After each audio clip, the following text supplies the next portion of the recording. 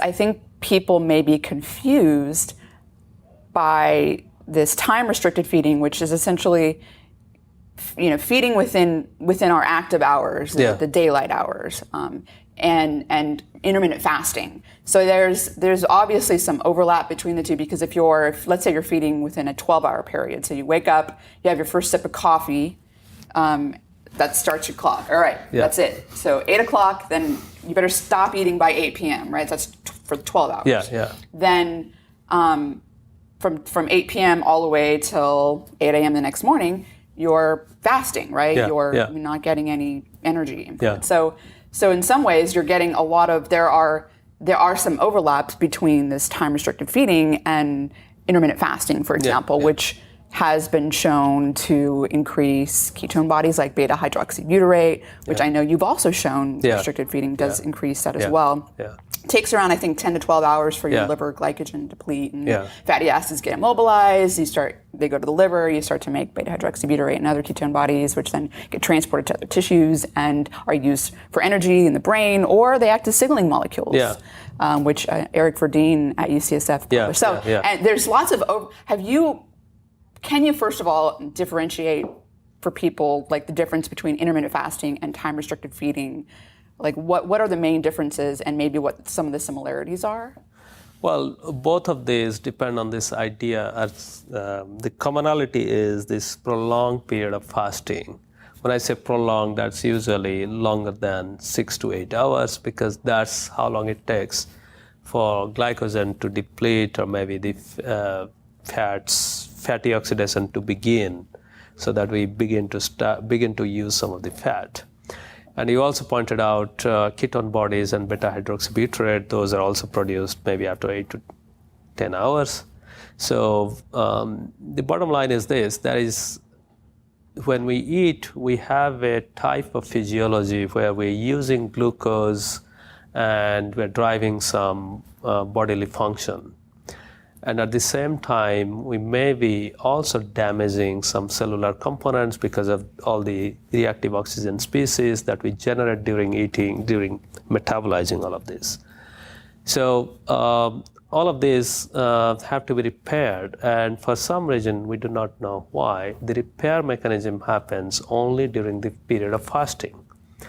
And during this period of fasting, we switch to a different kind of metabolism. Just like you said, our primary energy source is not the readily available glucose from food anymore. It has to come from different sources. In some cases, it can come from a little bit of protein, that's gluconeogenesis, or from fat oxidation, or just like you said, ketone bodies. So these things, this physiology, the fasting physiology, we are just seeing the tip of the iceberg of fasting physiology. We're just learning about a very few molecules. We don't know what happens to a lot of signaling molecules, how the mitochondria actually repair during fasting. Is it actually necessary? To why some repairs happen only during fasting? Why can't they happen when we're eating? So all of these questions are out there. But what is common between this intermittent fasting and time-restricted feeding is this fasting physiology that we are beginning to understand.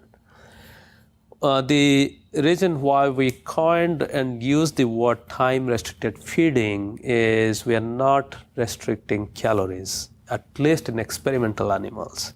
So in that way, the intermittent fasting came from caloric restriction and every other day feeding. That had a serious component of caloric restriction that many people thought is difficult to achieve. So that's why we stayed away from the word caloric restriction or fasting, and we used the word feeding because people may have a positive attitude towards it. Other than that, I think the idea of fasting is ingrained in evolution, just like in circadian rhythm, the animals have access to food only during their awake time, which can be less than 12 hours. And also for diurnal animals, which are hunter-gatherers, the only time actually they have to hunt is twilight time. Because if you ever go to savannah or any of the African countries where there is still wild animals, or if you go to even a zoo, then you know that animals are not active in the middle of the day. They're mostly active during morning and evening. So in nature, animals actually have only 2 chances to eat, and the rest of the time they're fasting. So this fasting physiology is a very natural response to repair and rejuvenate. And in time-restricted feeding, we're kind of exploiting, or we're kind of bringing back that primordial physiology that's ingrained in our genome, that our genome has to respond to that fasting on a daily basis. At the same time, it syncs with another aspect of the genome, that is, it helps us stay awake for 10 to 12 hours and to reduce our energy level and go into a sleep or less active state for the rest of the day. So in that way, it brings back the primordial rhythms in our physiology, metabolism, repair, and rejuvenation, whereas intermittent fasting actually helped us to learn various bases for this fasting physiology. That makes sense.